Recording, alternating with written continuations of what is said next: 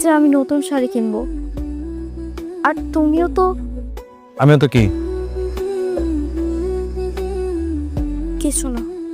এটাই তো বলতে চাচ্ছ যে আমি তোমাকে নতুন করে শাড়ি কিনে দিইনি, তাই তো?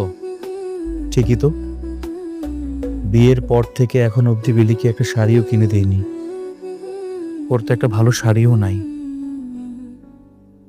কোথাও যে পরে যাবে এমন শাড়িও তো ওর নেই। আচ্ছা, আমি যে এই শাড়িটা পরছি, তুমি কি আমাকে তোমার সাথে করে তাহলে নিয়ে যাবা না? একটু আগে যে শাড়িটা দেখলাম এটার থেকে ওইটা বেটার ছিল। ওইটা পরে তো আমি কাজ করছি, আর ওইটাতে ঘামের গন্ধ হয়ে গেছে। এই শাড়িটা পুরান হলেও পরিষ্কার আছে, ওইটা পরে তো আমি কোথাও বাইরে যেতে পারবো না। ঠিক আছে, চলো।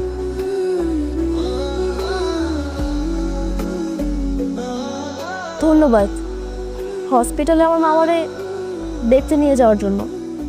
ধন্যবাদ দেওয়ার কিছু নাই। তোমার মামা তো ভাই আমার মাকে রক্ত দিছে, সেই জায়গা থেকে আমার একটা দায়িত্বের মধ্যে পড়ে তোমার মামাকে দেখতে যাওয়ার, তাই গেছি। আর বিয়ের পরই প্রথমবার তুমি আমাকে শাড়ি কিনে দিছো, কোনো কিছু কিনে দিছো। দুইটা শাড়ি খুব সুন্দর হয়েছে, কিন্তু মনে হয় একটু দামি হয়ে গেছে। হ্যাঁ, সব কিছুতেই তো পুরুষ মানুষের দোষ। বিয়ের 2 বছরের মধ্যে আমি কোনো কিছু কিনা দিই নাই, সেখানে আমার দোষ হয়েছে। এখন বিয়ের পর একটা দামি শাড়ি কিনে দিয়েছি, সেখানে আমার দোষ হয়েছে। দোষটা আমারই তো। শাড়ি যদি না কিনে দিই তাতেও আমার দোষ, আমার দোষের কোনো কমতি নাই। আরে আমি তো তোমার দোষের কথা বলি নাই। বিলিয়ার আশিক নয়টা, আমি কি ভুল দেখতেছি? আশিক, আশিক।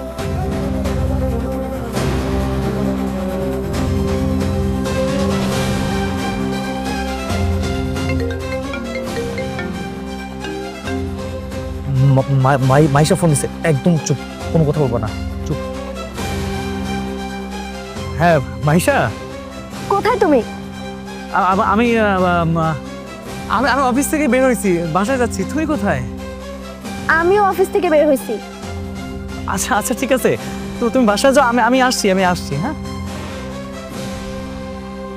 তুমি মায়ের সাথে মিথ্যা কথা কেন বললা?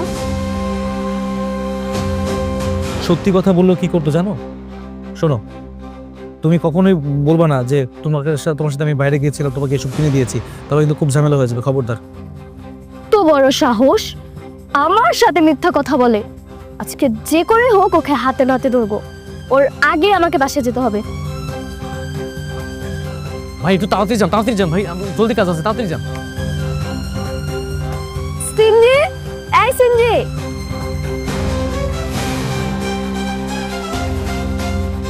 আর একটু জোরে চালান না, আর একটু জোরে চালান।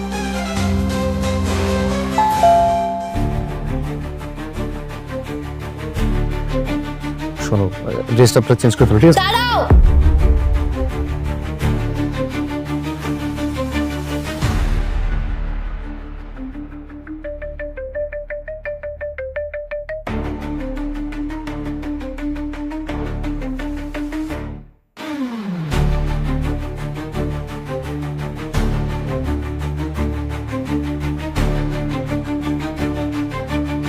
বাবা বাবা বাবা, বড় বউকে নিয়ে তো দেখি ভালোই ঘোরাফেরা হচ্ছে।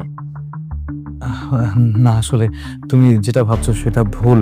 আসলে হয়েছে কি, ওর মামা অসুস্থ, ওকে নিয়ে হসপিটালে গিয়েছিলাম মামাকে দেখতে, তাছাড়া অন্য কিছু না।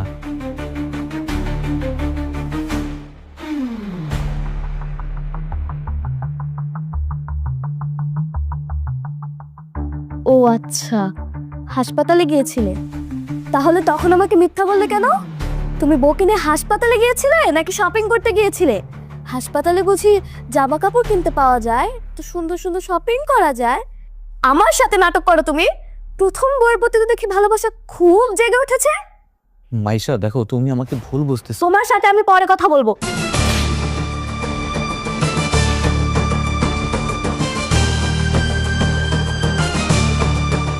এত বড় সাহস, আমার স্বামীর সাথে ঘুরতে বের হইছিস? তোর আমি মানা করছিলাম যে আমার স্বামীর আশেপাশে না ঘেসতে। ছাড়ো, কি কি করতেছো তুমি? এটা তুমি ওর গায়ে অযথাই হাত তুলছো। আমি অযথা ওর গায়ে হাত তুলিনি। ও আমার স্বামীকে নিয়ে ঘুরতে পারবে আর আমাকে কিচ্ছু বলতে পারবে না। কেন? স্বামী কি আপনার একার? আপনি ভুললা যায়েন না, বেলি বেবি এই বাড়ির বড় বউ। আশিক ভাইজান বেলি বেবিরও স্বামী। আর আপনার যেমন আশিক ভাইজানের উপর অধিকার আছে, বেলি বেবির অধিকার আছে আশিক ভাইজানের উপর। এই তুই চুপ থাক। তুই বাড়ির কাজের মেয়ে না? তুই পারিবারিক ব্যাপারে কেন নাক গলাবি? আর শোনো, আমি তোমাকে শেষবারের মতো বলে দিচ্ছি, তুমি যদি তোমার বড় বউকে এক্ষুনি এই বাড়ি থেকে না বের করো তাহলে কিন্তু খুব খারাপ হয়ে যাবে। আরে বাবা, তুমি এমন কেন করতেছো? বেলিকে আমি স্ত্রী মর্যাদা দেই তো না। এই বাসায় তো কাজের মেয়ের মতোই থাকে, থাক না, সমস্যা কোথায়?